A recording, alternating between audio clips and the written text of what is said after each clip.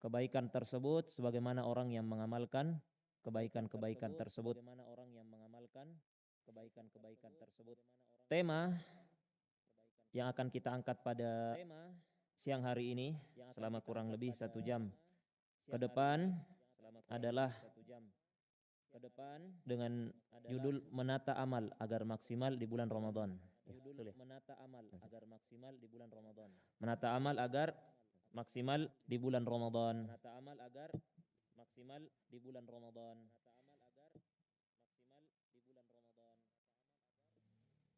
Teman-teman santri Wisma Muslimah dan para hadirin rahimani wa rahimakumullah. Di antara hal yang paling membantu untuk kita bisa maksimal di dalam menghabiskan waktu-waktu kita di bulan Ramadan, bisa produktif untuk beribadah, ya, di dalam beramal adalah kita menyadari bahwasanya waktu kita di dunia ada batasnya. Kalau kita menyadari bahwasanya waktu-waktu kita hidup di dunia ada batasnya, maka hal ini akan mendorong kita untuk lebih produktif di dalam melakukan amalan-amalan soleh. Tidak selamanya kita berada di atas muka bumi ini. Allah Subhanahu wa taala memberi kita batas waktu. Lalu akan kita pertanggungjawabkan di akhirat kelak. Oleh karena itu di dalam Islam waktu itu sangat berharga. Kalau orang barat, ya, ada ungkapan yang terkenal, time is money. Ada waktu adalah uang. Maka di dalam Islam dikenal ungkapan al-waqtu aghla minadz dzahab. Waktu itu lebih mahal daripada emas. Lebih mahal daripada perak. Lebih mahal daripada uang dan segala perhiasan dunia. Karena uang yang hilang masih bisa kita cari. Adapun tatkala waktu itu hilang, tatkala waktu itu sudah berlalu, maka dia tidak akan kembali lagi. Ini prinsip yang harus kita tanamkan di dalam diri kita. Bahwasanya waktu itu ada batasnya. Tatkala dia sudah berlalu, maka dia tidak akan kembali lagi. Oleh karena itu, Hasan al-Basri mengatakan, "Ya bani Adam, innama anta ayyam." Wahai anak manusia, sesungguhnya engkau adalah kumpulan hari. Engkau hanyalah kumpulan-kumpulan hari. Kullama dhahaba yaum dhahaba ba'duk. Tatkala satu hari itu hilang, maka akan hilang pula sebagian dari dirimu. Oleh karena itu, Nabi SAW ingatkan bahwasanya nikmat yang banyak manusia lalaikan adalah nikmat waktu. Nabi SAW bersabda, nikmatani maghbunun fihi ma katsirun minan nas. Ada dua kenikmatan yang banyak manusia tertipu di dalamnya. Ya. Apa dua nikmat tersebut? As-sihhah wal faragh. Nikmat sehat. Dia sudah diberi kesehatan, tapi dia tidak bisa optimalkan. Dia tidak bisa manfaatkan dengan baik. Ia baru sadar tatkala sakit sudah menimpanya. Yang kedua adalah al-faragh, nikmat waktu luang. Allah sudah memberikan waktu luang kita hidup di dunia ini. Tetapi kebanyakan orang tertipu dan tidak memanfaatkannya di dalam kebaikan. Nikmat inilah yang kemudian disesalkan oleh manusia di akhirat kelak. Dan sangat disesali oleh orang-orang kafir di akhirat kelak. Karena kurang beramal soleh tatkala dia masih hidup di dunia. Allah Subhanahu wa taala berfirman menghikayatkan perkataan mereka. Ya. Qala rabbirji'un. Kata orang-orang kafir, ya. Ya Rabb, kembalikan aku ke dunia. La'alli a'malu salihan fima tarakt. Ya. Sehingga aku dapat beramal soleh dengan amalan soleh yang aku tinggalkan. Kata Allah Subhanahu wa taala, kalla innaha kalimatun huwa qailuha. Ya, sekali-kali tidak. Sesungguhnya itu adalah dalih. Itu hanya alasan. Ya, yang mereka ucapkan, yang bahkan kalau saja mereka dikembalikan ke dunia, mereka tidak akan beramal soleh sebagaimana yang mereka angan-angankan. Allah Subhanahu wa taala juga berfirman menghikayatkan perkataan orang yang menyesal di akhir hidup. Fa yaqulu rabbi laula akhartani ila ajalin qarib. Dia berkata, ya Rabb, ya, sekiranya engkau berkenan untuk menunda kematianku sedikit saja. Karena sebentar lagi dia mati. Dia menginginkan agar ditunda. Untuk apa? Fa asaddaqu wa akum minas salihin. Fa asaddaqu wa akum minas salihin. Sehingga aku masih sempat bersedekah dan aku menjadi orang-orang yang saleh. Dia sadar akan pentingnya waktu. Orang semacam ini sadar akan pentingnya waktu. Tapi sayangnya dia sadarnya di ujung kehidupannya. Dan tidak ada faedahnya lagi. Tidak ada faedahnya lagi. Oleh karena itu di ayat yang lain Allah Subhanahu wa taala juga berfirman menghikayatkan perkataan mereka. Yaqulu ya laitani qaddamtu li hayati. Ya, yaqulu ya laitani qaddamtu li hayati. Seandainya dahulu aku mengerjakan ibadah, mengerjakan kebajikan untuk hidupku ini. Ya, namanya keadaan kita di akhirat itu sangat bergantung dengan keadaan kita di dunia. Tatkala kita mempersembahkan ibadah, maka akan kita raup pula manfaat dari ya ibadah kita tersebut di akhirat kelak. Sedangkan kita yang masih hidup ini, masih berada di dunia ini, sering lalai. Ya, kita sering lalai dan menganggap waktu kita masih panjang. Padahal tanda-tanda menuju kematian kita itu semakin bermunculan satu demi satu. Mungkin kalau kita di sini, ya antunna mungkin masih muda. Kelak nanti tatkala mulai berumur 30, 40, 50, tanda-tanda untuk menuju kematian itu akan semakin bermunculan satu demi satu. Ya. Mulailah muncul uban. Mulai muncul rasa lemah, ya. Mulai sakit-sakitan, makannya mulai dijaga. Ini semua tanda-tanda yang dikirimkan oleh Allah Subhanahu wa taala agar kita bisa introspeksi dan menyadari bahwasanya hidup itu ada batasnya. Hidup itu tidak begitu-begitu saja. Dia akan mendekati yang namanya kematian.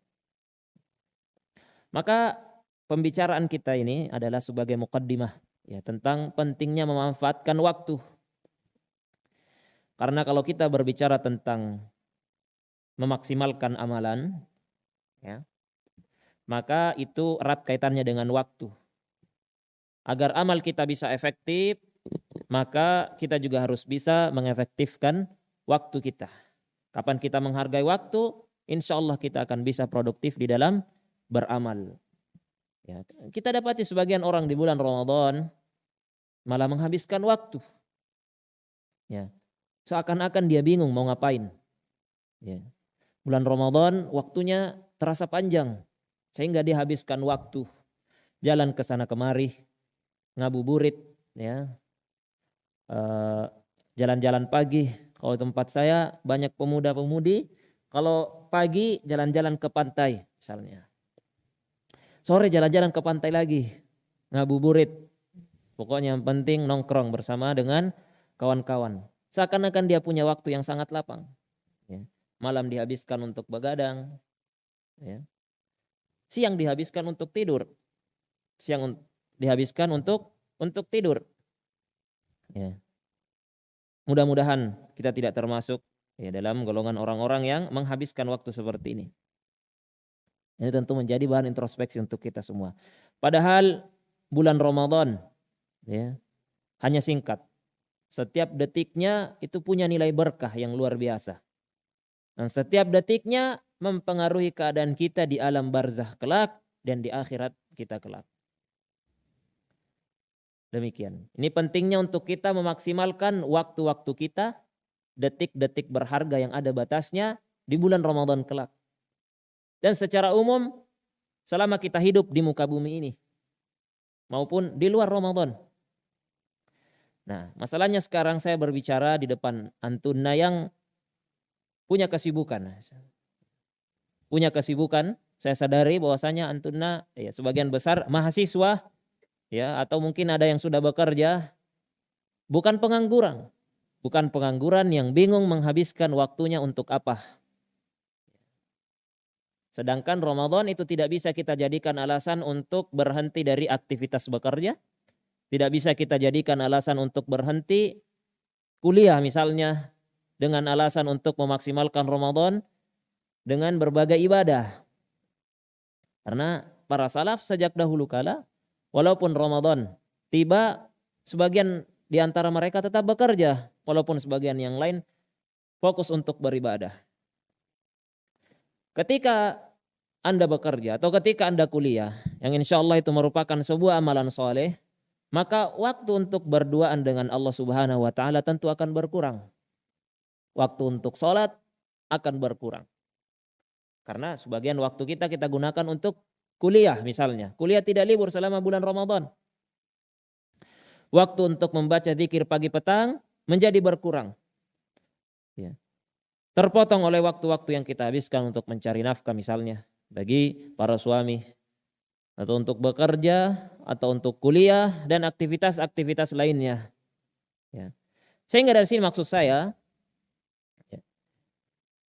kita semakin menyadari bahwasanya waktu itu sangat berharga bagi kita semua. Ya. Karena kita sibuk. Kita memiliki aktivitas-aktivitas lain selain ibadah. Ibadah mahdhah. Ya. Tentu hari-hari kita di bulan Ramadan nanti tidak bisa kita habiskan hanya untuk beribadah saja. Tapi kita juga gunakan untuk aktivitas-aktivitas yang lainnya.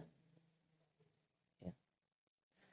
Maka saat-saat yang paling tepat ya untuk melipat gandakan pahala kita, ya, melipat gandakan produktivitas kita di dalam beramal adalah di waktu-waktu mulia. Ya. Tadi sudah kita berikan pengantar-pengantar tentang waktu kita yang terbatas, sedangkan di akhirat kelak kita sangat butuh terhadap pahala yang banyak untuk menyelamatkan kehidupan akhirat kita. Kita butuh terhadap pundi-pundi pahala. Maka kehidupan kita di dunia yang sementara ini kita harus manfaatkan dengan baik untuk mengumpulkan pahala pundi-pundi amal sebanyak-banyaknya. Caranya gimana? Salah satunya adalah dengan cara kita melipat gandakan pahala kita, menambah produktivitas kita pada waktu-waktu mulia yang dikhususkan oleh Allah Subhanahu wa Ta'ala. Allah Subhanahu wa Ta'ala berfirman, "Wa rabbuka yakhluqu ma yasha'u wa yakhtar." Dan Rabbmu menciptakan, Rabbmu memilih sesuatu apa yang Dia kehendaki. Ya. Dengan hikmah Allah Subhanahu wa Ta'ala, Allah Subhanahu wa Ta'ala memilih sebagian tempat di muka bumi ini menjadi tempat yang mulia. Ya. Tentu tidak semua tempat di muka bumi ini derajatnya sama di sisi Allah Subhanahu wa Ta'ala. Ada tempat-tempat yang mulia yang dikhususkan oleh Allah Subhanahu wa Ta'ala. Semisal Haramain misalnya,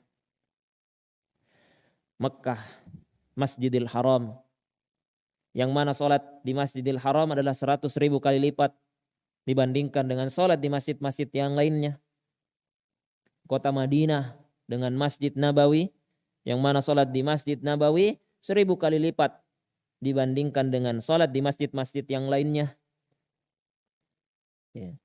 Dan secara umum di masjid, yang mana ketika seorang laki-laki berjamaah di masjid, maka ia akan mendapatkan 27 derajat lebih baik dibandingkan sholat secara sendiri. Dan seterusnya. Ya.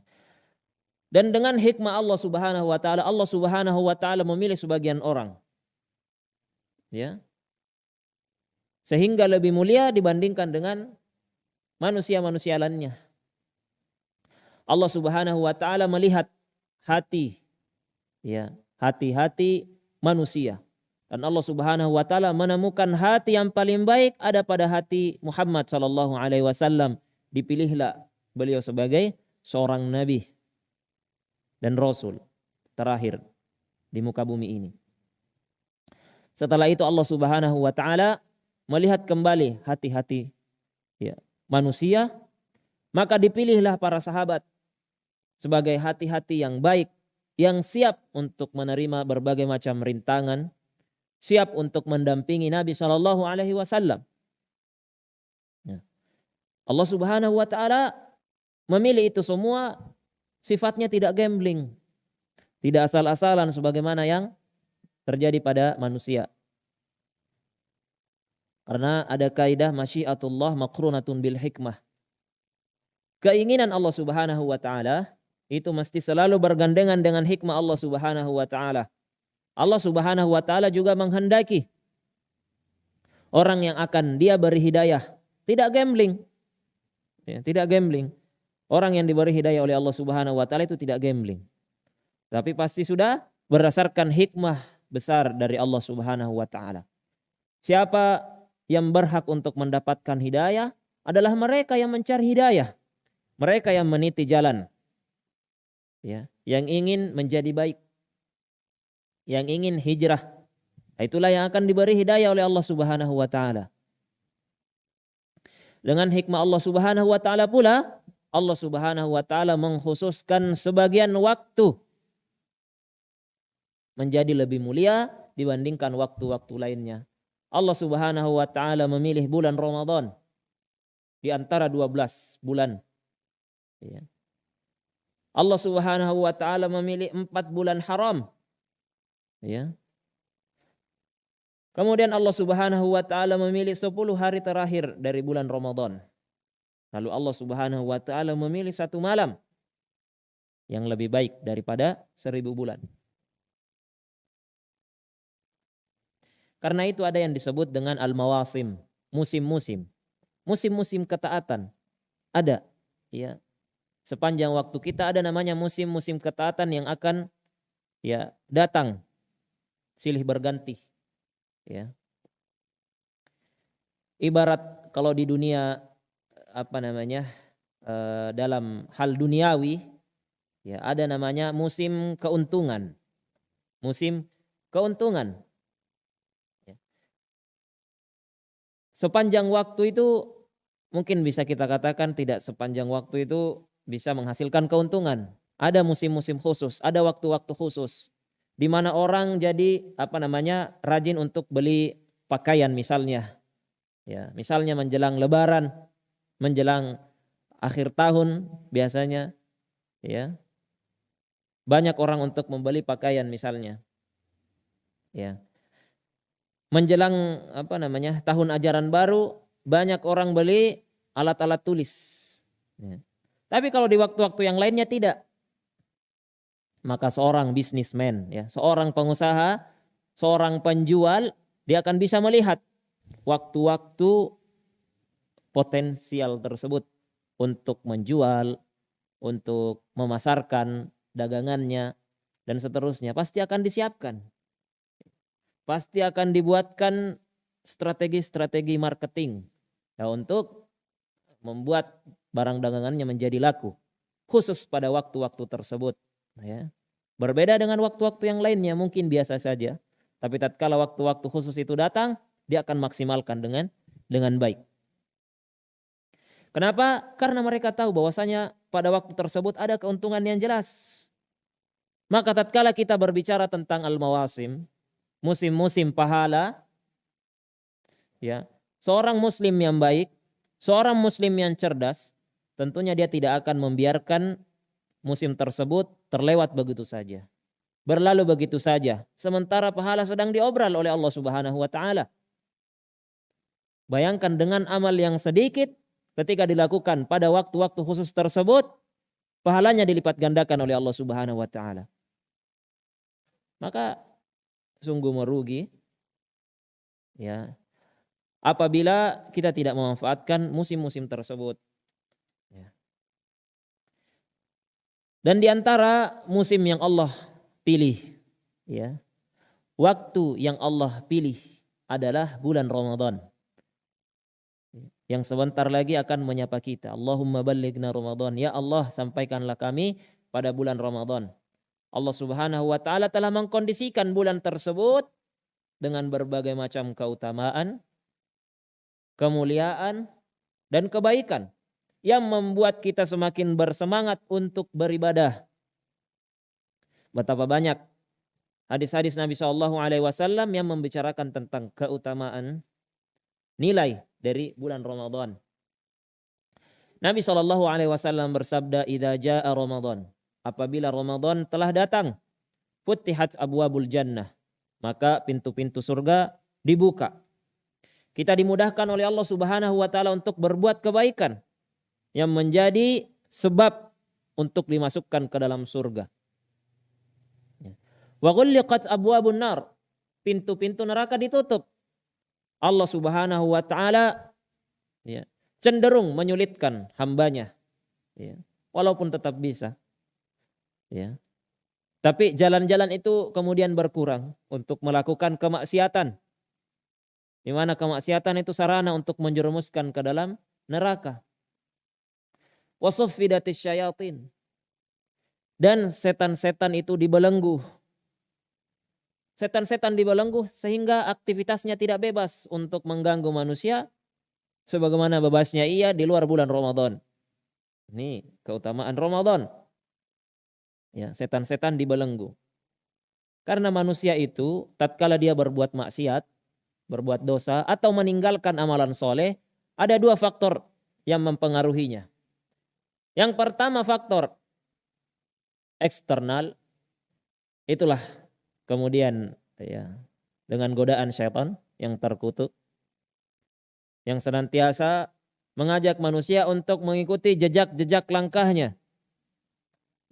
Menjerumuskan manusia ke dalam dosa dan maksiat. Dengan godaannya, dengan tipu daya, dengan muslihatnya, dia menjerumuskan manusia ke dalam keburukan. Itu faktor yang pertama. Faktor yang kedua adalah faktor internal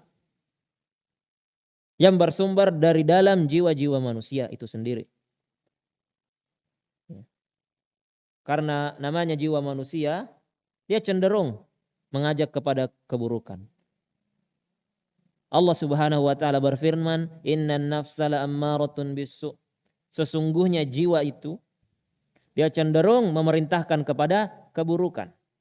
Ada tarikan-tarikan hawa nafsu, tarikan jiwa yang mengajak kita kepada keburukan. Maka harus kita lawan hal tersebut. Karena itu Nabi SAW dalam muqaddimahnya, beliau senantiasa berdoa, "Wa na'udzu billahi min syururi anfusina." Dan kami berlindung kepada Allah Subhanahu wa taala dari keburukan jiwa-jiwa kami. Di dalam lafaz zikir pagi dan petang dikatakan wa'udzu min syarri nafsi wa min syarri syaitani wa syarakih. Dan aku berlindung kepada Allah Subhanahu wa taala dari buruknya jiwaku dan keburukan setan serta perangkap setan. Ada dua faktor yang mempengaruhi seorang manusia itu terjatuh ke dalam kemaksiatan atau dia meninggalkan amalan-amalan soleh. Sehingga walaupun sebenarnya bulan Ramadan itu datang, bukan berarti kemaksiatan itu akan sirna. Kemudian manusia tidak akan melakukannya, tidak. Walaupun kita katakan, godaan itu akan berkurang karena setan dibelenggu. Walaupun berdasarkan tafsiran para ulama yang lain, yang dibelenggu adalah gembong-gembong setan saja. Tidak semua dibelenggu. Tapi paling tidak ini akan mengurangi pengaruh dari setan. Karena sebagian besar setan itu cuti dia. Meskipun demikian tetap saja ada tarikan-tarikan jiwa kita, terutama kalau jiwa tersebut belum terdidik dalam kebaikan. Maka ada keburukan jiwa yang senantiasa berusaha untuk mengajak, menarik kita ke dalam keburukan. Dan berbagai macam keutamaan di dalam bulan Ramadan. Man shoma Ramadhana imanan wa ihtisaban. Barang siapa yang berpuasa pada bulan Ramadan karena dilandasi dengan keimanan, dilandasi dengan mengharap pahala dari Allah Subhanahu wa taala, ghufira lahu ma taqaddama min dzambih. akan diampunkan dosa-dosanya yang telah lalu. Siapa pula dari kita yang tidak ingin diampunkan dosa-dosanya? Sehingga kita makin bersemangat untuk menata amalan-amalan kita selama bulan Ramadan dengan maksimal. Ditambah orang-orang di sekitar kita berbondong-bondong untuk beramal, bersemangat untuk beribadah, sehingga kita ikut semangat juga, kita ikut termotivasi. Inilah keberkahan hidup berada di tengah kaum muslimin, terutama teman-teman sekalian yang hidup di dalam naungan Wisma Muslimah. Alhamdulillah, ini sesuatu hal yang harus disyukuri, ya, karena atmosfer itu sangat mempengaruhi, ya, sangat mempengaruhi diri kita. Tatkala teman-teman kita bersemangat di dalam beribadah, ya, kalau hati kita masih sesuai dengan fitrahnya, ya, kita merasa nggak enak kalau kita juga tidak membaca Al-Quran. Tatkala mereka semuanya membaca Al-Quran, masa kita tidak baca Al-Quran? Ya.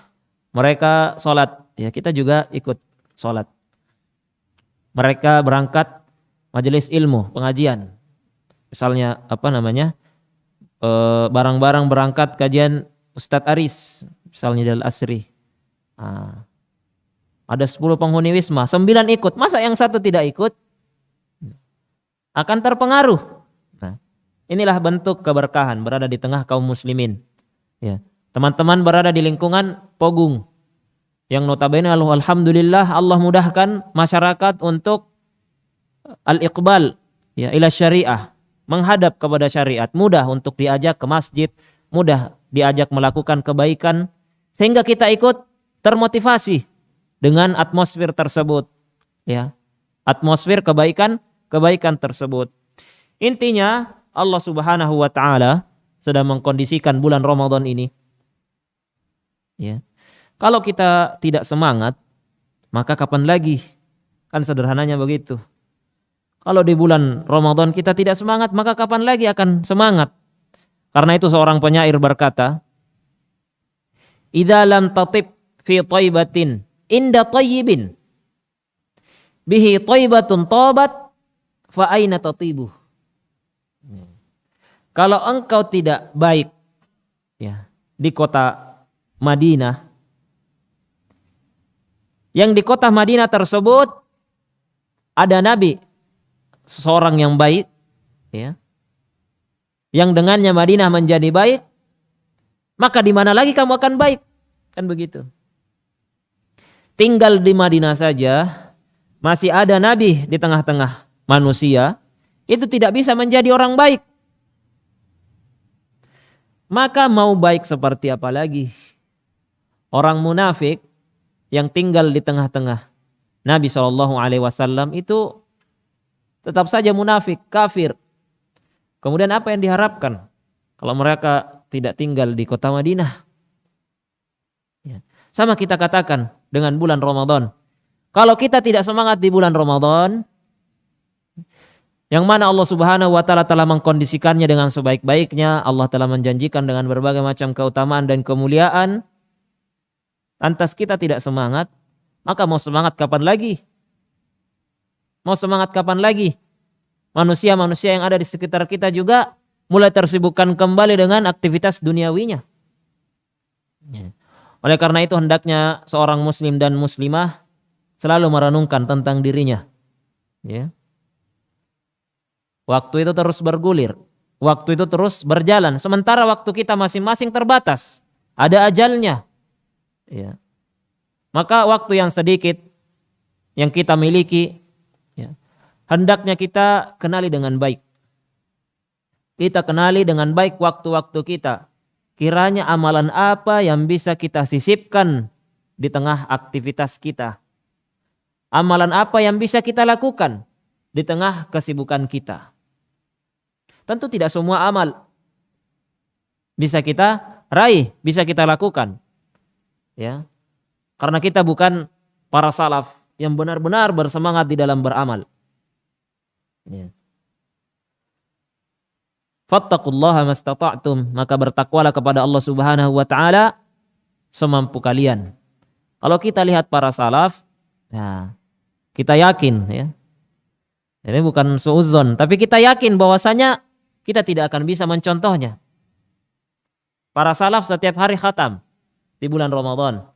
Ada yang setiap hari khatam 1 kali, ada yang setiap 3 hari, ada yang setiap 5 hari khatam. Bahkan Imam Syafi'i diriwayatkan bahwasanya beliau khatam 2 kali dalam sehari. Subhanallah. Ya. Tapi ya kita mengenali diri kita sendiri. Hal tersebut sulit untuk kita lakukan di tengah aktivitas dan kesibukan kita, maka kita tidak usah muluk-muluk. Kita realistis saja. Dengan kemampuan kita berusaha semaksimal mungkin. Dengan waktu-waktu yang diberikan oleh Allah, ya kita berusaha semaksimal mungkin sesuai kemampuan kita. Maka ya, pada siang hari ini saya akan menyampaikan beberapa amalan ya yang berkaitan dengan bulan Ramadan. Secara umum kita beramal dengan amalan yang dimudahkan oleh Allah Subhanahu wa taala. Ya. Secara umum kita beramal dengan amalan yang dimudahkan oleh Allah Subhanahu wa taala. Oleh karena itu Allah memvariasikan amal. Allah tidak menurunkan syariat ini dengan 1 jenis amalan saja, dengan 2 jenis amalan saja tidak. Tapi Allah Subhanahu wa taala menurunkan Islam bersama dengan berbagai macam beragam amalan ibadah.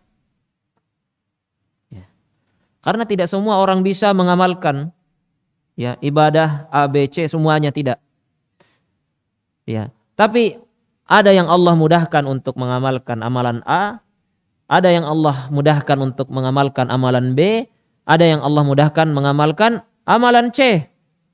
Ya mungkin ada yang bisa dua-duanya, tiga-tiganya, empat-empatnya.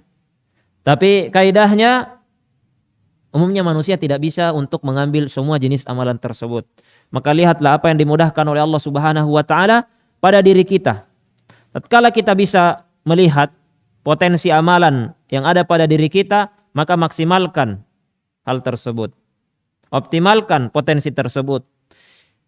Karena itu Imam Malik rahimahullahu taala berkata, memberikan sebuah kaidah. Innallaha qasamal a'mala ya kama qasamal arzaqa. Atau kama qala.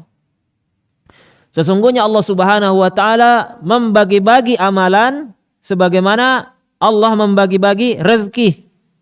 Kita tahu bahwasanya rezeki setiap manusia itu berbeda-beda. Tidak rata, tidak flat, tidak sama. Ya. Tidak sama semua. Ya. Ada yang ya kalau misalnya kita lihat dari sudut pandang materi, ada yang kaya, ada yang menengah ke atas, menengah ke bawah, ada yang di bawah, ada yang miskin. Ya. Ada yang menjadi petani, ada yang menjadi pengajar misalnya, ada yang menjadi tukang beca, ada yang menjadi dokter, ada yang menjadi engineer, ada yang menjadi ya, guru dan seterusnya. Beda-beda. Bahkan kalau di zaman sekarang ada yang menjadi desainer, ya, ada yang menjadi editor, ada yang menjadi konten kreator misalnya. Rezekinya berbeda-beda. Maka demikian pula dalam potensi amalan. Ada yang mampu untuk sholat sunnah berlama-lama. Ada yang tidak. Ada yang mampu untuk sering-sering berpuasa sunnah. Ada yang tidak. Puasanya pas Ramadan saja. Ya. Paling banter 9 Zulhijjah. Puasa Arafah dan puasa Asyura 1 Muharram misalnya. Apa? Ya. 10 Muharram ya. Nah. Tapi ada orang yang bisa puasa Senin Kamis setiap pekannya, puasa Daud. Ya.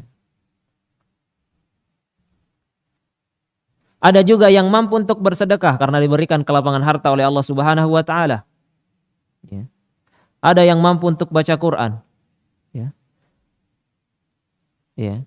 Karena itu Allah Subhanahu wa taala ya memberikan potensi pada diri kita. Tinggal kita lihat apa yang dimudahkan oleh Allah Subhanahu wa taala lalu kita maksimalkan. Seperti Khalid bin Walid yang mengaku bahwasanya beliau kurang di dalam membaca Al-Qur'an karena beliau tersibukkan dengan kegiatan jihad. Karena itulah yang dibukakan oleh Allah Subhanahu wa taala. Oleh karena itu tatkala Imam Malik tersibukkan dengan ilmu. Ada yang mendatangi Imam Malik. Mengapa kok Imam Malik sibuk dengan ilmu, pengajian, mengajar dan tidak tersibukkan dengan ibadah-ibadah yang lainnya? Maka Imam Malik berkata dengan kaidah yang tadi saya sampaikan, dan beliau mengatakan masing-masing fokus pada amal yang dibukakan oleh Allah Subhanahu wa taala baginya. Benar bahwasanya sebagian manusia ada yang dibukakan beberapa pintu amalan baginya. Dia mudah untuk melakukan berbagai macam amalan. Ya. Dan tidak sedikit, kadarnya tidak sedikit pada jenis amalan tersebut, banyak dan besar, selalu terdepan seperti Abu Bakar. Ya. Seperti Abu Bakar. Rasulullah SAW tatkala berada di tengah-tengah para sahabatnya, beliau pernah berkata, "Man asbaha minkumul yaum shaiman." Ya. Siapa di antara kalian yang pada hari ini berpuasa? Qala Abu Bakar ana. Kemudian Abu Bakar mengacungkan tangan saya. Nah. Kemudian Nabi SAW kembali berkata, "Faman tabi'a minkumul yauma janazatan." Siapa di antara kalian yang hari ini sudah mengiringi jenazah? Qala Abu Bakar ana. Abu Bakar kembali mengangkat tangan saya. Nabi kembali mengatakan, "Faman at'ama minkumul yauma miskinan." Siapa di antara kalian yang hari ini memberi makan orang miskin? Abu Bakar kembali mengatakan, "Ana." Nabi kembali bertanya, "Faman 'ada minkumul yauma maridhan." Siapa yang hari ini menjenguk orang sakit? Abu Bakar kembali mengatakan, "Ana." Ya. Maka Nabi SAW mengatakan, "Majtama'na fi imri'in illa dakhalal jannah." Tidaklah ciri-ciri itu terkumpul pada diri seseorang melainkan dia pasti masuk ke dalam surga. Ini ada orang-orang yang dimudahkan oleh Allah Subhanahu wa taala, dibukakan banyak pintu amalan oleh Allah. Abu Bakar infaknya paling besar. Kalau Umar menginfakkan setengah hartanya, Abu Bakar menginfakkan seluruh hartanya. Oleh karena itu, di surga ada banyak pintu. Di surga ada banyak pintu. Dan seseorang akan masuk dari pintu amalan dia. Misalnya, dia rajin berpuasa. Makanya di surga ada namanya pintu Ar-Rayyan. Karena dia rajin berpuasa, dia akan dimasukkan dari pintu tersebut. Dan kalau dia membuka banyak pintu, bisa jadi dia dimasukkan dari banyak pintu. Ya. Dari banyak pintu. Di antara para salaf ada pula yang dibukakan juga pintu banyak. Seperti Imam Ibnul Mubarak. Ya, beliau adalah seorang ulama. Siapa yang tidak kenal Ibnul Mubarak? Ya, oleh penuntut ilmu.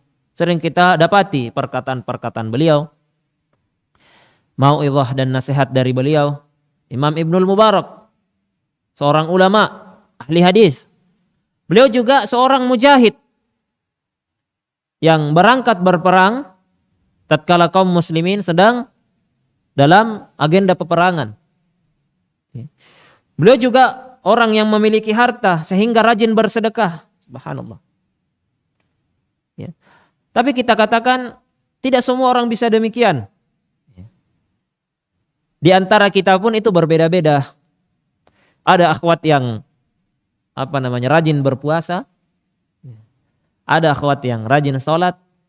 Nah, kalau puasa wajib, sholat wajib tentu sudah tidak kita bicarakan lagi. Ini kadar yang lebih dari itu. Puasa sunnah, sholat sunnah, beda-beda. Ada yang rajin datang kajian. Ada akhwat-akhwat yang semangat sekali untuk pengajian. Ada yang secukupnya di kadar wajibnya misalnya. Berbeda-beda. Ya. Mungkin ada juga yang mengumpulkan semua itu. Dia juga rajin baca Quran. Ya, Masya Allah. rajin berbakti kepada kedua orang tuanya, ya, berbuat baik kepada kawan-kawannya, kepada tetangganya. Ya. Namun tidak semua orang bisa demikian. Oleh karena itu kita realistis saja, ya. Kita melihat ya potensi amalan kita, lalu kita melihat waktu yang disediakan oleh Allah Subhanahu wa taala kepada kita. Intinya yang ingin saya tekankan, ya, apapun yang antunna lakukan, apapun yang dibukakan oleh Allah, apakah itu bentuknya salat, puasa, sedekah, membaca Al-Qur'an, ya, berbakti kepada kedua orang tua, berbuat baik kepada tetangga, melakukan aksi sosial misalnya. Yang penting jangan ada waktu yang terbuang. Itu aja.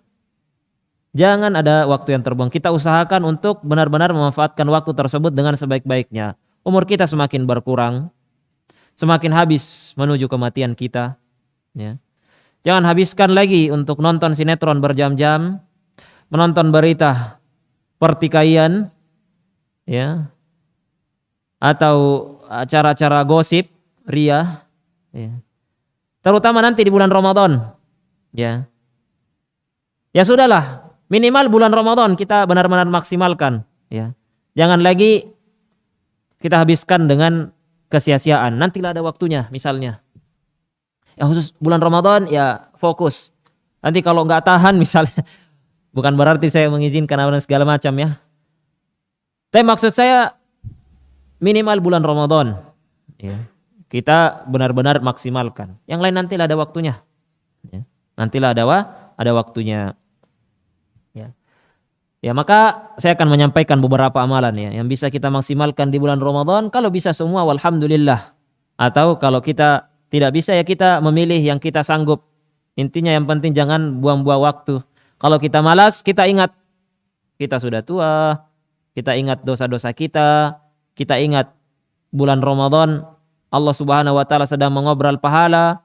Allah katakan ayyaman ma'dudat. Hari-hari yang berbilang, tidak selamanya.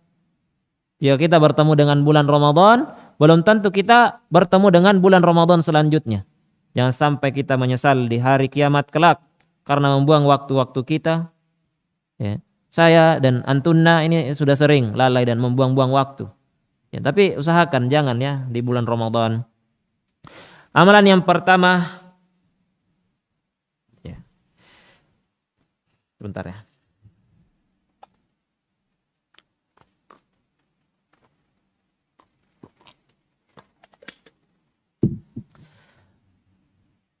Amalan yang pertama adalah puasa. Ini amalan yang paling pertama dan paling utama di bulan Ramadan adalah melaksanakan puasa. Yang merupakan rukun Islam yang keempat. Hukumnya wajib, ya, bagi orang yang terkena kewajiban tersebut.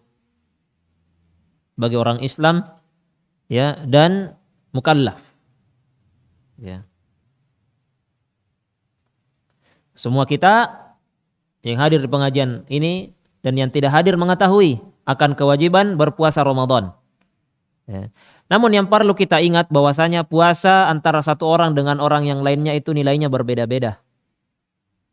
Pahalanya berbeda-beda di sisi Allah Subhanahu wa taala. Oleh karena itu, yang harus kita camkan di dalam diri kita, marilah kita berpuasa bukan sekedar untuk melakukan rutinitas tahunan semata, hanya untuk sekedar melepaskan kewajiban saja. Ya, kita puasa, kewajibannya lepas, tidak perlu diqadha. Selama dia tidak makan dan minum dari terbit fajar hingga tenggelam matahari. Ya. Tapi hendaknya puasa tersebut harus dilandasi dengan keimanan dan ihtisab, mengharapkan pahala dari Allah Subhanahu wa taala. Karena kita semua berpuasa.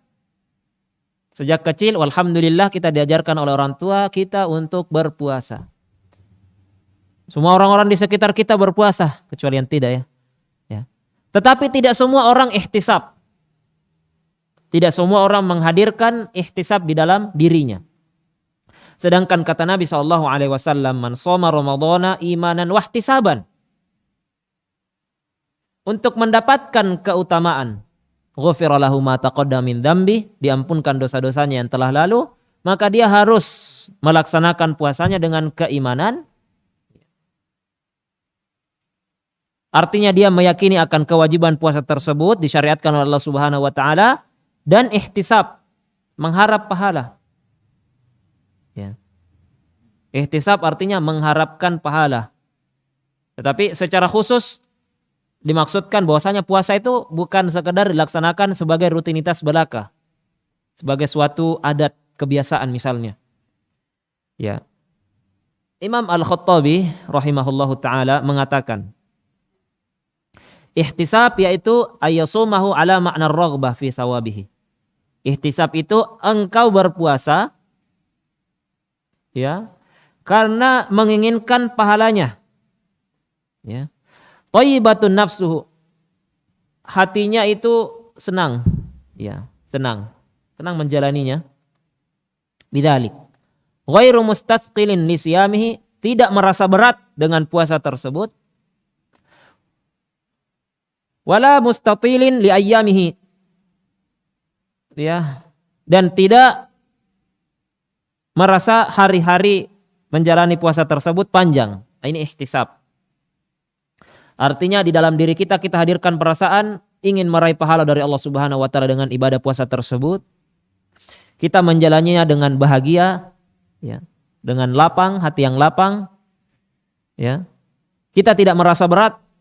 Wah, ini lapar banget gitu. Ya lapar, tapi jangan kayak merasa tidak ikhlas untuk menjalaninya. Seakan-akan terpaksa.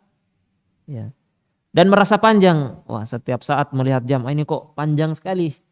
Maka nikmatilah puasa tersebut. Nikmatilah puasa tersebut. Ya. Ini yang dirasakan oleh orang-orang miskin, kesulitan di dalam makan. Kita nikmati. Ya, kita nikmati. Ya. Maka metode puasa kita adalah ihtisab, bukan sekedar rutinitas. Ya. Nah, agar kita bisa ihtisab di dalam berpuasa, maka caranya adalah dengan mengingat-ingat keutamaan Ramadan. Di antara beberapa hadisnya sudah kita sampaikan di awal tadi, dan berbagai ya dalil lainnya yang menunjukkan tentang keutamaan, kemuliaan dan keberkahan Ramadan yang begitu banyak. Dibukakan pintu surga, ditutup pintu neraka, dilipat gandakan pahala, dikabulkan doa, ada di sana malam yang lebih baik daripada 1000 bulan dan seterusnya. Dan seterusnya. Maka amalan yang pertama adalah kita puasa dengan ihtisab. Ya, dengan iman dan ihtisab. Yang kedua, salat malam atau salat tarawih. Nah, demikian juga dalam ibadah salat tarawih. Ya. Ini amalan utama yang kedua di bulan Ramadan. Setelah puasa. Biasanya kan kalau kita sejak kecil dahulu, mindset kita kalau bulan Ramadan minimal 2 amalan ini. Puasa, tarawih, kan gitu. Minimal itu. Siang harinya puasa, malamnya tarawih.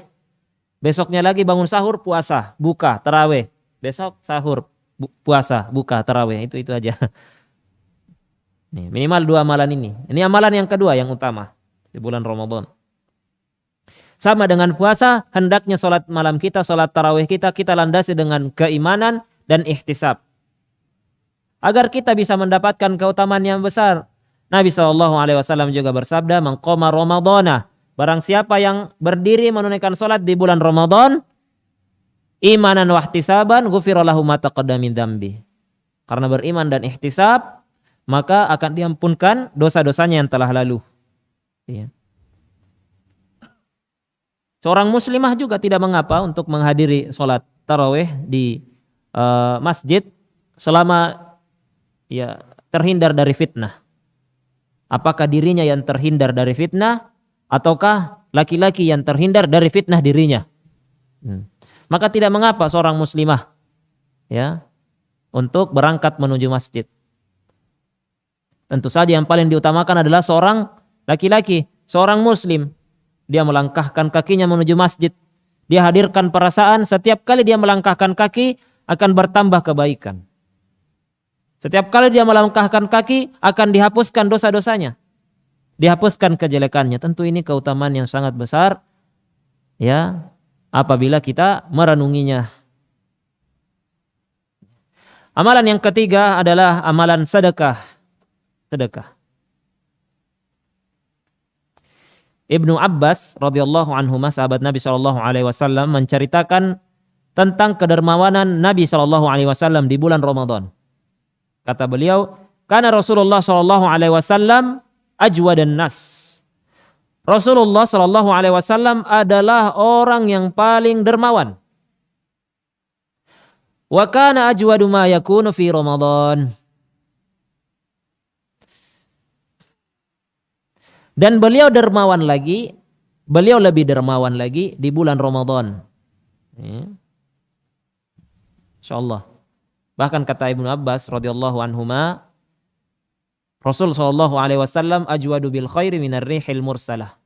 Beliau lebih dermawan daripada angin yang berhembus. Angin yang berhembus itu kan cepat dan tersebar.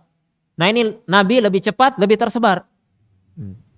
Kedermawanan Nabi sallallahu alaihi wasallam, karena Nabi sallallahu alaihi wasallam mengetahui bahwasanya pahala sedekah itu besar, terutama di bulan Ramadan. Ya. Demikianlah contoh suri teladan yang bisa diambil dari Nabi sallallahu alaihi wasallam. Beliau begitu dermawan untuk bersedekah. Ya. Tanpa hitung-hitungan. Ya. Karena itu seorang kepala kaum tatkala mengabarkan kepada kaumnya, ya, mengajak mereka masuk ke dalam Islam, beliau mengatakan, "Idza a'ta syai'an lam yakhshal faqah." Kalau Muhammad sudah memberikan sesuatu, itu dia tidak takut terhadap kemiskinan, kefakiran. Maka Ramadan ini saatnya kita jor-joran, ya, jor-joran. Setelah Ramadan ya bisa kita turunkan lagi. Ya. Kalau mahasiswa ya khusus Ramadan ini tabungannya sedikit banyak atau sedikit dikeluarkan lebih banyak untuk sedekah misalnya. Ya. Uang bulanannya untuk sedekah. Nanti makanan bukanya ke masjid aja. Makanan bukanya ke masjid. Ya. Sahurnya di warung Hasan. Ya. Nah, biar ada apa namanya? Ya, uangnya itu spendnya sebagian untuk sedekah lebih banyak. Iya. Kalau orang yang punya duit ya sama juga. Ya, dialokasikan agak lebih banyak di bulan Ramadan untuk bersedekah. Nanti setelah Ramadan, nanti kalau Syawal ya udah libur dulu misalnya. Daripada Ramadan tidak. Ini yang dilipat gandakan pahalanya. Lipat gandakan pahalanya. Kemudian amalan berikutnya yang bisa kita lakukan di bulan Ramadan adalah memberi makan orang berbuka puasa. Ya.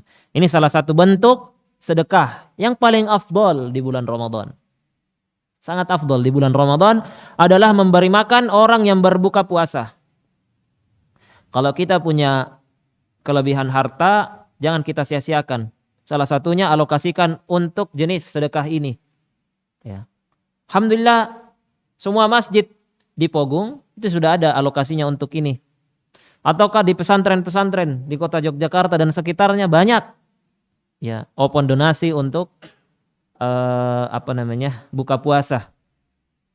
Nabi sallallahu alaihi wasallam bersabda, "Man fattara sha'iman kana lahu mithlu ajri ghairihi, annahu la yanqusu min ajri shaimi syai'a."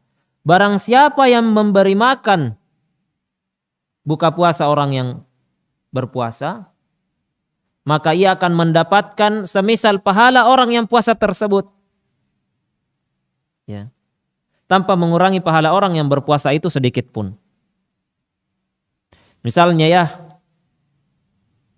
di Jogja ya standarnya 15.000. Misalnya nasi ayam. Udah ada lauknya dan sayurnya, sudah dikotak. Ya. Versi Warhas. Nah, misalnya.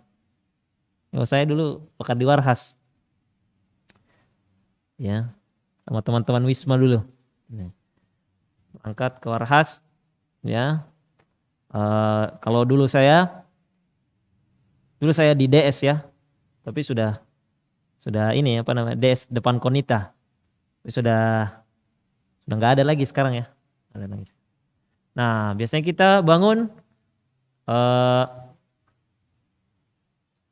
apa istilahnya, berangkat ke Warhas untuk ambil lauk.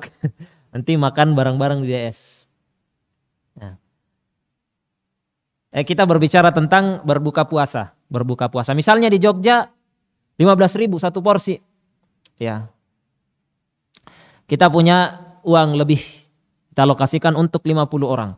Berapa itu? 15 kali 50, 750.000. Ya, khusus Ramadan lah, 750.000. Ya. Kita keluarkan untuk memberi makan 50 orang. Ya, berbuka puasa. Sudah dapat 50 pahala puasa itu. Masya Allah. Ya. Padahal kalau akhwat ya paling banter puasanya 23. Habis sampai 30. Nah, kalau misalnya kita kalikan 10 hari, jadi 7.500.000 misalnya kalau ada uang, tapi senilai dengan 500 puasa. Subhanallah, siapa yang kuat 500 kali puasa? Siapa yang kuat? Ya. Maka matematika kita itu jangan cuman kita gunakan untuk biaya marketing saja atau menghitung hal-hal duniawi lainnya. Ini saya jurusan matematika. Jangan kita gunakan untuk itu. Tapi kita perlu hitung-hitung potensi pahala kita. Apa kita, ini kayaknya kalau saya kasih makan 30 orang atau sewisma. Wisma Konita tak kasih makan semua hari ini misalnya. Semua apa lagi? Dan yang lainnya. Khusus hari ini saya traktir semua. Masya Allah. Yang tidak puasa juga saya traktir. Nah, Masya Allah itu kita insya Allah mendapatkan ya pahala. Ya. Tanpa mengurangi pahala orang yang berpuasa tersebut. Insya Allah uang bisa datang lagi. Gitu. Insya Allah uang bisa dicari lagi setelah Ramadan berlalu. Ya. Kalau Allah Subhanahu wa ta'ala tahu kebiasaan kita untuk mengeluarkan uang kita, jalan-jalan kebaikan, insya Allah Allah Subhanahu wa ta'ala akan memberi uang lagi kepada kita. Ya. Allah tidak akan membiarkan hambanya yang suka bersedekah untuk miskin. Untuk miskin. Jangan kita pelit pada diri kita. Ketika kita bersedekah untuk kebaikan kita sendiri di akhirat kelak. Kita sangat butuh pahala terhadap kita di akhirat kelak. Ya. Ini waktu-waktu kita di dunia harus dimanfaatkan dengan sebaik-baiknya. Kalau kita sudah meninggal, selesailah sudah. Game over. Siapa yang mau mendoakan kita? Ya. Belum tentu suami kita bisa mau mendoakan kita. Ya, mungkin dia sudah nikah lagi. Misalnya. Belum tentu teman-teman kita mendoakan kita. Anak kita itu pun kalau soleh, mudah-mudahan. Sehingga mendoakan kita. Kalau tidak soleh, dia tidak akan mendoakan orang tuanya. Ya. Nah, kalau kita punya modal di dunia ini, ya kita keluarkan. Kalau kita tidak punya modal untuk bertemu dengan Allah Subhanahu wa ta'ala, maka kita akan menyesal. Mumpung masih ada modal di dunia, masih ada rezeki, dan kita sia-siakan Ramadan, ya, untuk melipat gandakan pahala kita, menambah pundi-pundi amalan kita. Amalan yang kelima adalah membaca Al-Quran. Membaca Al-Quran. Ibadah yang satu ini tidak butuh modal. Tidak butuh modal. Ya, membaca Al-Quran di bulan Ramadan adalah amalan yang spesial. Karena bulan Ramadan adalah syahrul Quran. Bulan Al-Quran. Allah Subhanahu wa ta'ala berfirman, syahrul Ramadan alladzi unzila fihi Al-Quran. Bulan Ramadan, bulan di mana diturunkan Al-Quran. Ini bulannya Al-Quran ini. Ya, bulannya Al-Quran. Nabi kita Muhammad SAW menyetorkan, menyimakkan hafalan Al-Quran beliau kepada Jibril di setiap bulan Ramadan. Para sahabat menghatamkan Al-Quran lebih banyak di bulan Ramadan. Para salaf. Tadi saya katakan, ya, Utsman bin Affan menghatamkan Al-Quran dalam sehari sekali. Ya. Para salaf yang lain menghatamkan 2 hari sekali, 3 hari sekali. Imam Syafi'i tadi 2 kali dalam sehari. Ya. Ada yang menghatamkan di luar sholat, ada yang menghatamkan di dalam sholat. Subhanallah. Nabi dan para salaf melakukan hal tersebut karena mereka mengetahui keutamaan membaca Al-Quran. Terutama di bulan Ramadan. Ya. Ya kita bisa menjadwalkannya misalnya. Ba'da tarawih, salat tarawih kita baca Al-Quran. Setelah sholat subuh kita baca Al-Quran. Di sela-sela kita kuliah kita baca Al-Quran sebelum dosen masuk misalnya. Kalau kita mudik, persiapan mudik, di ruang tunggu kita baca Al-Quran. Ya. Setiap huruf 10 pahala. 10 pahala. Alif lam mim itu bukan 1 huruf. Dia 1 huruf ma'ani. Tapi ini bukan 1 huruf yang dimaksudkan oleh Nabi SAW dengan 10 pahala. Tapi alif 1 pahala. 10 pahala. Alif 1 huruf. Lam 1 huruf. Mim 1 huruf. Ya. Al-Quran inilah yang kemudian bisa kita andalkan di hari kiamat kelak. Datang kepada kita untuk memberi syafaat kepada kita. Kalau bukan Ramadan, mau kapan lagi? Ya. Ya alhamdulillah kita membaca Al-Quran di bulan Ramadan. Di luar bulan Ramadan. Tapi di bulan Ramadan kita sedikit lebih memaksa diri kita. Usahakan kita punya target. Ya. 1 kali khatam, 2 kali khatam, 3 kali, 4 kali, 5 kali. Tentu sesuai kemampuan dan kesibukan kita. Ya. Atau 1 kali ya dengan membaca terjemahan atau tafsir ringkasnya. Nah, ini lebih bagus lagi. Kita punya target ya, masing-masing ya. Atau sebagian juga menargetkan hafalan kalau Ramadan ada sebagian yang menghafal misalnya. Tapi intinya Al-Qur'an. Intinya Al-Qur'an. Ya. Yang keenam, amalan yang keenam, iktikaf dan menghidupkan malam Lailatul Qadar. Ya. Maka salah satu agenda yang perlu kita ya rencanakan, perlu kita usahakan nanti di 10 malam terakhir Ramadan adalah iktikaf. Sibukkan diri kita dengan ibadah, dengan salat, berzikir, ya, membaca Al-Quran dan amalan ibadah yang lainnya. Ya. Kita meninggalkan untuk sementara kita meninggalkan. Ya.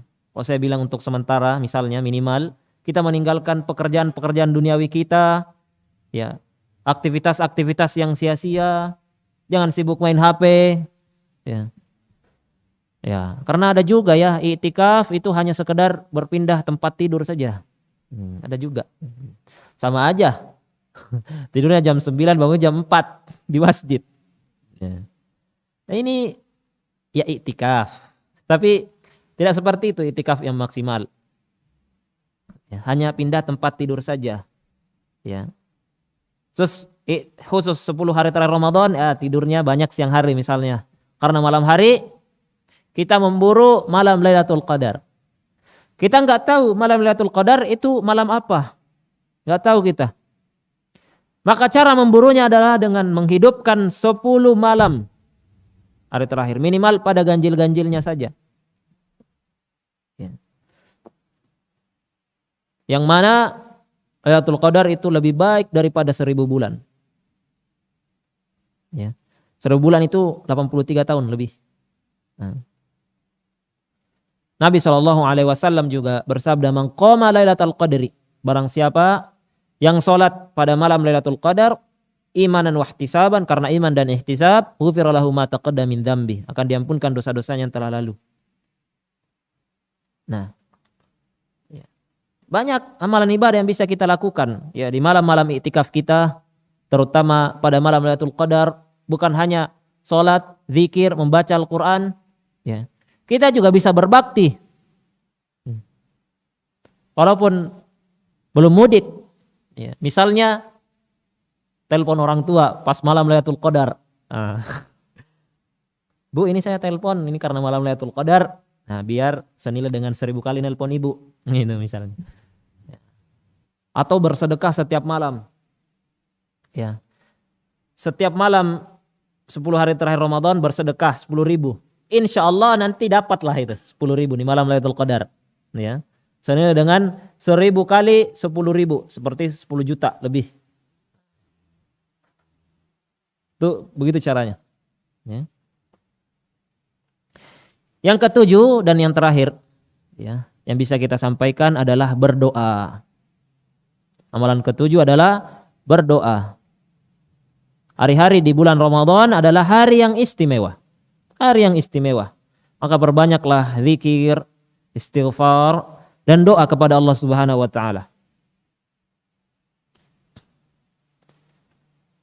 Ketika Allah Subhanahu wa taala berfirman tentang ayat-ayat puasa, ya, di surat Al-Baqarah, ya. Maka Allah Subhanahu wa taala itu kan membawakan ayat-ayat puasa panjang, ya. Rentetannya banyak. Dimulai dari ya ayyuhalladzina amanu kutiba alaikumussyam. Ayat berikutnya ayyaman ma'dudat. Ayat berikutnya syahrul ramadhan alladzi. Ya, ayat berikutnya wa idza sa'alaka ibadi. Ayat berikutnya uhilla lakumusyam. Uhilla lakum lailatas syam ar-rafathu ila nisaikum, dan seterusnya. Ini rentetan ayat yang panjang. Di salah-salahnya Allah Subhanahu wa taala Allah selipkan ayat tentang doa. Yaitu tadi, wa idza sa'alaka ibadi. Ayat puasa ya ayyuhalladzina amanu kutiba alaikumussyam, ayaman ma'dudat syahrul ramadan. Lalu ayat tentang doa, wa idza sa'alaka ibadi anni fa inni qarib. Lalu ayat puasa lagi, uhilla lakum lailatas syam. Ya, Allah Subhanahu wa taala berfirman, wa idza sa'alaka ibadi anni fa inni qarib. Apabila hamba-hambaku bertanya kepadamu tentang aku, maka jawablah inni qarib, bahwasanya aku adalah dekat. Ujibu da'watad da'i idza da'an. Aku mengabulkan permohonan orang yang berdoa apabila ia memohon kepadaku. Kata Ibnu Katsir tatkala menafsirkan ayat ini menunjukkan bahwasanya dianjurkan memperbanyak doa tatkala puasa. Ya. Artinya ini menunjukkan bahwasanya bulan Ramadan adalah bulan di mana doa itu mustajab, makbul, mudah dikabulkan oleh Allah Subhanahu wa taala. Ya. Dimulai ketika sahur. Ya. Dan sifat-sifat orang yang senantiasa bangun untuk di akhir malam, wabil asharihum yastaghfirun. Mereka biasa beristighfar di waktu-waktu sahur. Di waktu sahur, ya, berdoa kepada Allah, mustajab. Demikian pula setelah sahur ketika berpuasa sepanjang hari. Nabi SAW bersabda, salasatun la turaddu da'watuhum. 3 orang yang doanya tidak tertolak, as-shaimu hatta yuftir. Ya. Wal imamul adil wa da'watul mazlum. Orang yang berpuasa sampai ia berbuka, pemimpin yang adil, dan doa orang yang dizalimi. Di situ ada orang yang berpuasa sampai ia berbuka. Artinya sepanjang ia berpuasa itu doanya mustajab. Ya. Demikian pula tatkala dia hendak berbuka puasa. Ya. Sebelum berbuka, ya, itu mustajab. Kata Nabi SAW di dalam riwayat yang lain, salasatun la turaddu da'watuhum. 3 doa yang tidak ditolak. Salah satunya adalah was-shaimu hina yuftir. Orang yang berpuasa tatkala ia berbuka. Kalau ia hendak berbuka, ya, kita berdoa dulu, ya. Kalau kurma sudah aman, ya, kolak sudah aman, nasi kotak sudah berada di depan kita, ya, jangan tersibukkan lagi dengan makanan-makanan tersebut. Berdoa kepada Allah Subhanahu wa taala. Ya Allah, terimalah puasaku. Ya Allah, puasaku masih kurang. Ya Allah, jadikan aku ikhlas kepadamu. Jadikan puasaku pemberi syafaat. Apa yang aku lakukan ini sedikit, tapi lipat gandakanlah pahalaku di sisimu ya Allah. Ampunilah dosa-dosaku. Puasaku kurang maksimal, tapi berikanlah pahala yang terbaik untukku ya Allah. Berdoa sepuasnya kepada Allah Subhanahu wa taala. Jangan ada rasa tidak enak kepada Allah Subhanahu wa taala. Kalau bicara sama Allah Subhanahu wa taala itu tidak perlu pakai mukaddimah, pakai proposal pengantar. Ya. Yang penting kalau sama Allah itu ikhlas, tulus, lepas. Ya. Tulus kepada Allah Subhanahu wa taala. Lepaskan, muntahkan semuanya kepada Allah Subhanahu wa taala. Rabb kita itu Rabb yang sangat dekat dengan kita. Rabb kita maha mendengar permintaan-permintaan kita. Rabb kita maha mengabulkan permintaan hambanya tatkala dia berdoa. Rabb kita begitu sangat baik, menginginkan kebaikan untuk hamba-hambanya, terutama tatkala kita sedang berpuasa, tatkala kita ingin berbuka puasa, maka hendaklah kita manfaatkan ya, momentum yang singkat ini, ayyam ma'dudat, hanya waktu-waktu, hari-hari yang berbilang saja untuk memaksimalkan ibadah kita, menata amalan-amalan kita agar bisa maksimal di bulan Ramadan kelak. Ya. Karena kalau di bulan Ramadan itu pahala akan dilipat gandakan secara kuantitas maupun secara kualitas. Ya. Maka kita memohon kepada Allah Subhanahu wa taala agar menyampaikan kita kepada bulan Ramadan, memberikan kita pertolongan, memberikan kita taufik untuk bisa menata amal kita, bisa memaksimalkan ibadah kita di bulan Ramadan kelak. Kita cukupkan pengajian kita pada siang hari ini. Allahumma 'allimna ma yanfa'una wanfa'na bima 'allamtana wa zidna ilmah. Kalau ada pertanyaan dipersilakan. Saya kembalikan ke moderator. Ya Allah khairan Ustadz atas ilmu yang telah disampaikan. Acara selanjutnya yaitu sesi tanya jawab.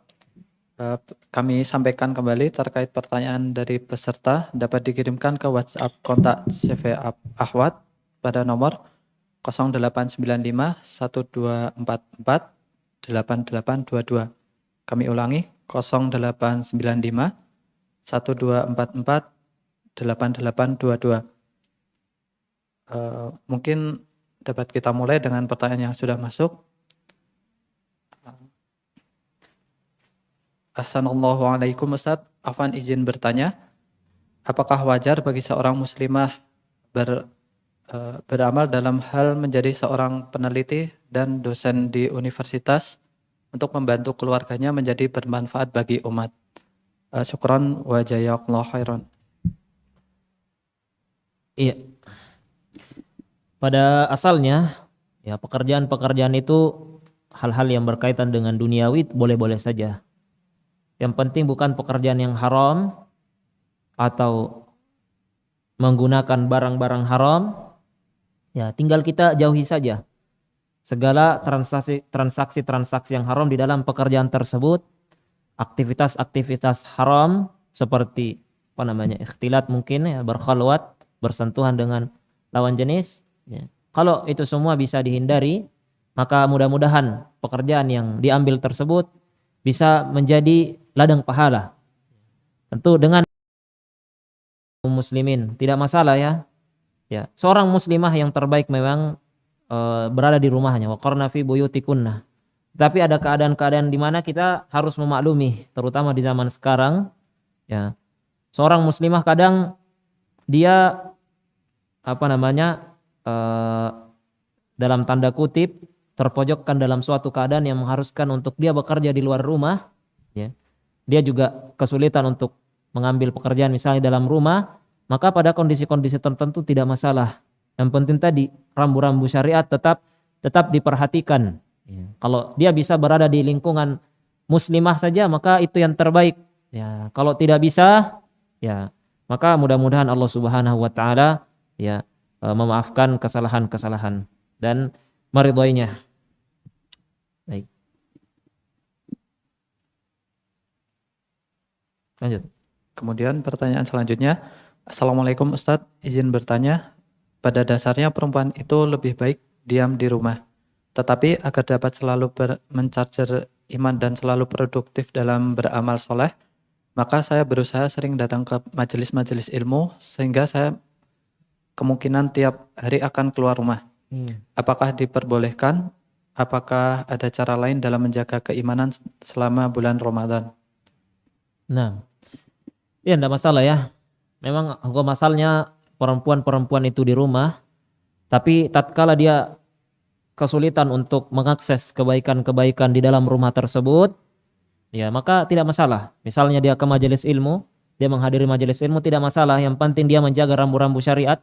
Ya dia memisahkan diri dari jamaah laki-laki, dia khusus berada di jamaah perempuan, dia ikut majelis ilmu misalnya pagi misalnya, silakan. Dia ikut salat tarawih, yang penting dia bisa menghindarkan diri dari fitnah, tidak masalah. Selebihnya kalau misalnya masih bisa dilakukan di dalam rumah, maka tentu ya itu yang terbaik. Ya. Tentu itu yang terbaik, ya enggak usah ikut nongkrong-nongkrong ngabuburit, ya. Ya. Tapi nongkrong di majelis ilmu misalnya, ya. Ikut kajian buka puasa supaya bisa mendapatkan isi kotak gratis. Ya, lanjut. Pertanyaan selanjutnya, Bismillah, Assalamualaikum Ustadz, izin bertanya bagaimana tips untuk mahasiswa tingkat akhir yang sedang melakukan penelitian dan skripsi di bulan Ramadan agar optimal ibadah lancar juga skripsi lancar. Jazakallahu khairan. Insyaallah ini nostalgic banget ini ya. Nostalgia ini. Mengerjakan skripsi ketika Ramadan. Ya. Ya tadi itu saya katakan bahwasanya kita semua punya aktivitas ya, dan kebetulan pas Ramadan tahun ini berpapasan dengan waktu untuk mengerjakan skripsi, maka ya hal tersebut kita terima. Daripada kita menunda lebih lama, maka ini nanti kaitannya dengan orang tua misalnya. Dengan dana untuk kemudian menambah 1 semester lagi misalnya kalau tidak selesai, maka tidak masalah. Ya. Kalau misalnya memang Ramadan ini adalah waktu yang pas untuk, dan memang itu waktunya untuk mengerjakan skripsi, maka kerjakan skripsi. Tapi jangan lupa untuk tetap beribadah. Ya. Insya Allah semua itu bisa dijamak, semua itu bisa dikompromikan. Ya, sepanjang hari berpuasa, tapi dia tetap produktif untuk mengerjakan skripsi. Malam tarawih, setelah tarawih dia lanjutkan kembali misalnya. Kalau dia mulai suntuk dengan skripsinya, ya ini sesuatu yang biasa, ya baca Al-Quran lagi.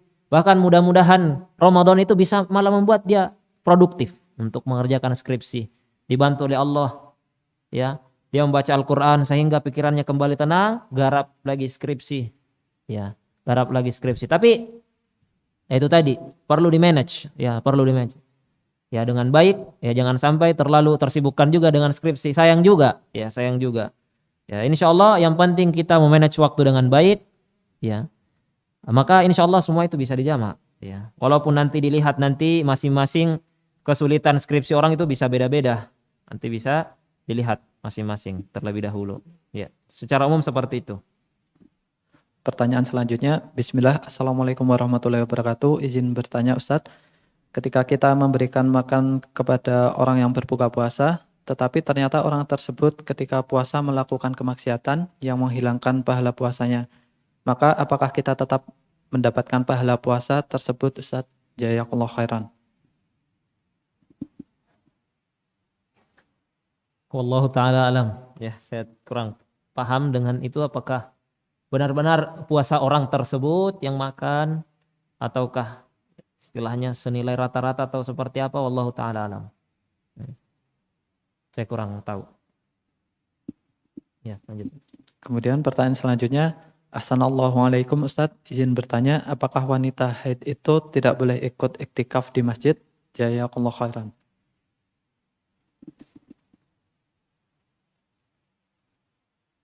Ya, gimana? Saya kok agak lupa. Kalau wanita itu kan boleh saja, ya ini ikhtilaf di tengah para ulama. Wanita boleh untuk menghadiri masuk masjid selama dia bisa menjaga kebersihan masjid tersebut. Ya, selama dia bisa menjaga kebersihan masjid tersebut. Misalnya datang pengajian, ya. Menurut salah satu pendapat ya boleh-boleh saja. Yang penting dia bisa menjamin dirinya tidak mengotori masjid tersebut. Ya, ya. Dan kalau di zaman sekarang ya sudah ada ya yang bisa menghalangi dari misalnya keadaan haid, ya sehingga tetap bersih Allah taala alam ya mungkin boleh saja ya untuk iktikaf di masjid ya, melakukan ibadah yang bisa dilakukan seperti zikir ya. Ya walaupun ada juga ulama yang mengatakan ya tidak boleh berlama-lama di masjid. Boleh ke masjid hanya sekedar sebentar saja. Kalau untuk berlama-lama tidak boleh. Allah taala alam, ini perlu dicek lagi ya di dalam pembahasan fikih. Saya qadarullah agak lupa. Kemudian pertanyaan selanjutnya, Bismillah, Afwan izin bertanya. Jazakallahu khairan Ustadz atas ilmunya. Afwan, saya ingin bertanya, sebelum bulan Ramadan adalah bulan-bulan haram. Jika kita pernah melakukan dosa-dosa yang mungkin besar pada bulan sebelumnya, apakah itu sebuah pertanda bahwa di bulan Ramadan nanti kita tidak mendapatkan rahmat atau gagal dalam memaksimalkan ibadah kita? Dan apakah masih ada kesempatan dalam bertaubat? Baik. Sebentar ya.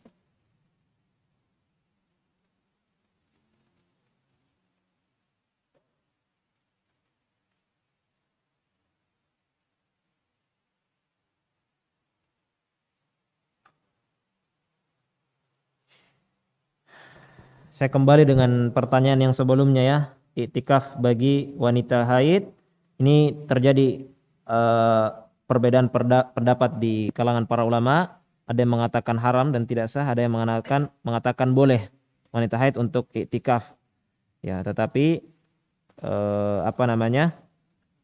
pendapat yang dipilih oleh jumhur ulama dan mungkin ini pendapat yang lebih kuat bahwasanya iktikaf bagi wanita haid itu terlarang ya sampai mereka bersuci,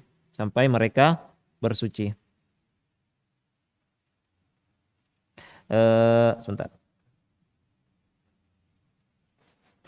Walaupun demikian, kalaupun tidak bisa iktikaf di masjid, ya udah iktikaf di rumah aja gitu dengan berbagai amalan-amalan ibadah yang bisa dia jangkau seperti berzikir kepada Allah Subhanahu wa taala, jangan dia berkecil hati ya. Walaupun dalam kondisi hadas besar dia tetap bisa mendapatkan keutamaan malam Lailatul Qadar ya, walaupun tidak di masjid ya. Karena Lailatul Qadar dan iktikaf adalah dua hal yang berbeda. Kalau iktikaf ada di masjid, kalau Lailatul Qadar dimanapun kita berada, yang penting kita beribadah kepada Allah Subhanahu wa taala pada malam Lailatul Qadar, insyaallah kita mendapatkan Lailatul Qadar tersebut. Kemudian tadi pertanyaan berikutnya, apakah kalau misalnya pernah berbuat dosa di bulan-bulan haram sebelumnya, apakah akan menjadi penghalang untuk mendapat rahmat di bulan Ramadan? Ya, baik. Ya, secara umum memang dosa dan maksiat itu bisa menghalangi kita untuk beribadah kepada Allah Subhanahu wa taala. Tetapi tidak serta-merta akan kemudian terhalangi, ya. Apalagi kalau dia sudah bertobat, ya. Makanya tugas seorang muslim tatkala dia jatuh ke dalam dosa, dia segera bertobat. Karena namanya dosa itu ya nukitat fihi nuktatun sauda, ya, akan dititikkan pada hatinya nokta hitam, setitik hitam tatkala dia berbuat maksiat, ya. Dia berbuat maksiat terus sampai menghitam hatinya, terhalang dari kebaikan-kebaikan, sulit untuk melakukan kebaikan-kebaikan. Tapi tatkala dia bertobat akan dihapuskan lagi nokta-nokta hitam tersebut sampai kembali suci, ya. Maka tugas kita, salah satu bentuk persiapan kita untuk menyambut bulan Ramadan adalah kita bertaubat, beristighfar kepada Allah Subhanahu wa taala, karena dosa ini menghalangi kita untuk maksimal di dalam beribadah. Tatkala kita bertaubat, kembali kepada Allah Subhanahu wa taala, maka mudah-mudahan Allah Subhanahu wa taala memudahkan kita untuk beribadah, memaksimalkan waktu-waktu kita di bulan Ramadan dengan berbagai amalan ketaatan. Dan mudah-mudahan Allah Subhanahu wa taala merahmati kita, memberkahi waktu-waktu kita. Ya. Baik. Lanjut. Sepertinya sudah tidak ada lagi pertanyaan yang masuk. Sudah tidak ada lagi ya. Nah, baik. Ustaz. Ya. Kami tutup. Ya, tutup aja. Ustaz. Kami ucapkan jazakallahu khairan Ustaz atas ilmu yang telah disampaikan. Semoga menjadi amal soleh bagi Ustaz. Demikian tadi sesi tanya jawab pada kesempatan kajian ini. Selanjutnya acara terakhir yaitu penutup, dan tak lupa kami ucapkan jazakallahu khairan kepada para peserta yang telah hadir pada kesempatan hari ini. dan kepada Takmir Masjid Pokong Dalangan yang sudah membantu berlangsungnya kajian siang ini.